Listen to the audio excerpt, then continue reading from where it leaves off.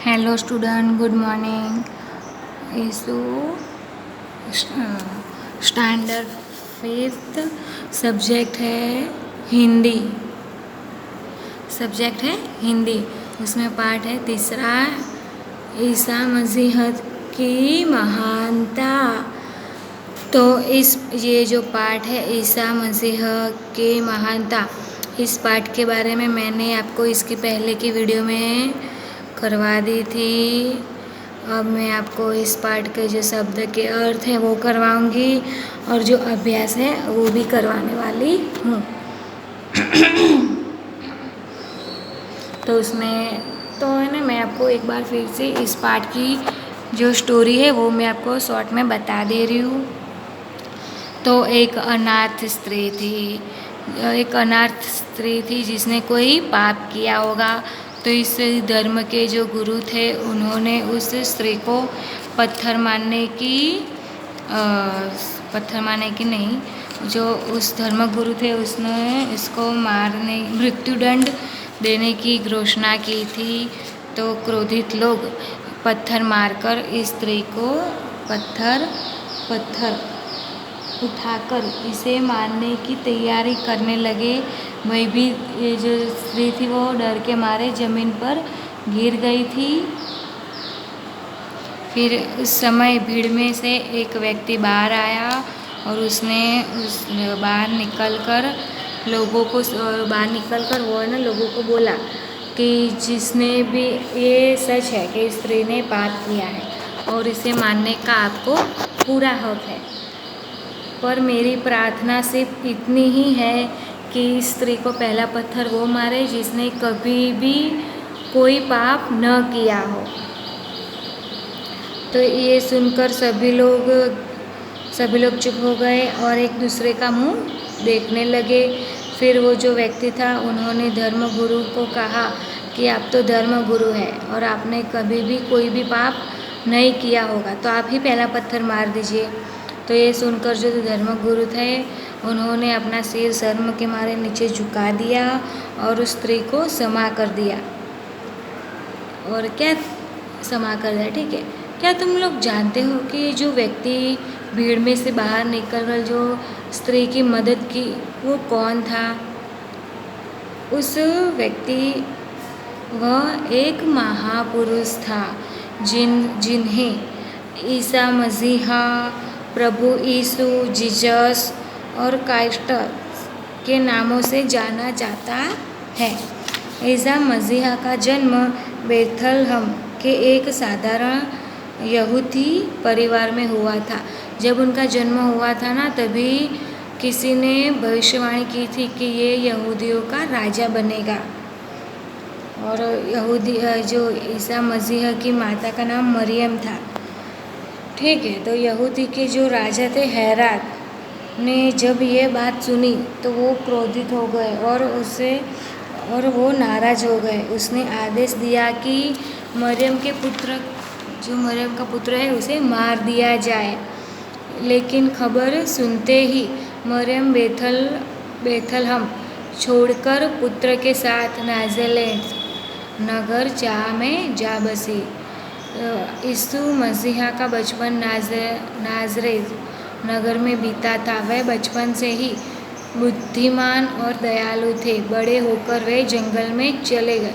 और वो जो यीशु मसीहा था वो बचपन से ही बुद्धिमान थे और वो बड़े होकर जंगल में जा बसे। जब वे जंगल से लौटे उन्होंने अपने संदेश में कहा, और वो जब जंगल से लौटे तब उन्होंने अपने संदेश में कहा कि बुराई करने वाले को बुराई से नहीं भलाई से जीतो। सत्य की हमेशा जीत होती है। भलाई और सत्य दोनों ईश्वर के प्रतीक है। असहायों तथा गरीबों की सेवा करनी चाहिए। सेवा करना ही ईश्वर की सच्ची भक्ति है। और ईसा मसीहा के ऐसे आचार विचार से वो सबके लोकप्रिय बन गए थे और जल्दी ही लोकप्रिय बन गए, और जो लोग इन्हें नहीं पसंद करते थे उन्हें वो नापसंद थे, और वो लोग उनसे क्रोधित रहते थे। तो उन लोगों ने षड्यंत्र रचा और यीशु ईसाई को सूली पर चढ़ा दिया। और जब वो सूली पर चढ़ रहे थे तो उन्होंने प्रार्थना की कि हे पिता, आप इन्हें माफ़ कर दे, ये लोग नहीं जानते कि ये क्या कर रहे हैं। तो ऐसे यीशु मसीह की शरीर की मृत्यु हो गई, लेकिन उनकी आत्मा और उनके विचार अमर हो गए। और ये शुरुआत से लगभग 2000 वर्ष के बाद आज भी लोग इन्हें याद करते हैं। ठीक है, तो चलो अब हम इसके जो शब्द के अर्थ हैं उसको समझेंगे। तो इसमें पहला है अनाथ। अनाथ यानी कि यतीम। अनाथ यानी कि यतीम। फिर है धर्मगुरु, धर्म का उपदेश देने वाला। धर्मगुरु का मीनिंग है धर्म का उपदेश देने वाला। फिर है मृत्युदंड, मृत्यु का दंड, मृत्यु का दंड। फिर है हक, हक यानी कि अधिकार। भविष्यवाणी यानी कि पूर्वानुमान। फिर ईश्वर रत्न, ईश्वर रत्न यानी कि देवी। फिर है लोकप्रिय, लोकप्रिय यानी कि अधिकतम लोगों की पसंद, पॉपुलर। विश्वास यानी कि भरोसा। अनुयायी मतलब कि समर्थक।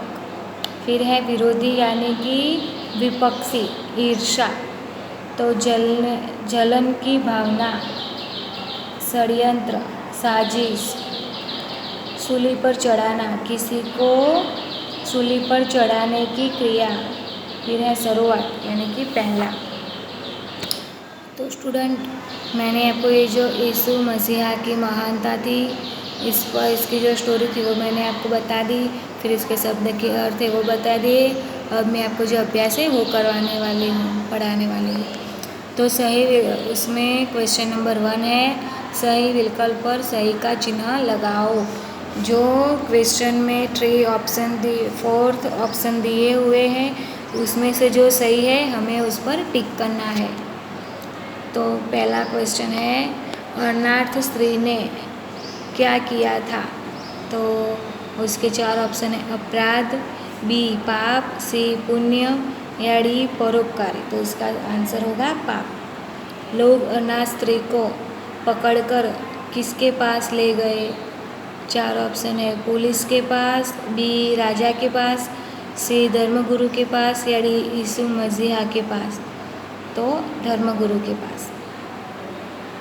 क्वेश्चन नंबर 3, लोग अनाथ स्त्री को किससे मारने वाले थे? ए पत्थर से, बी तीर से, सी डंडे से, या डी तलवार से।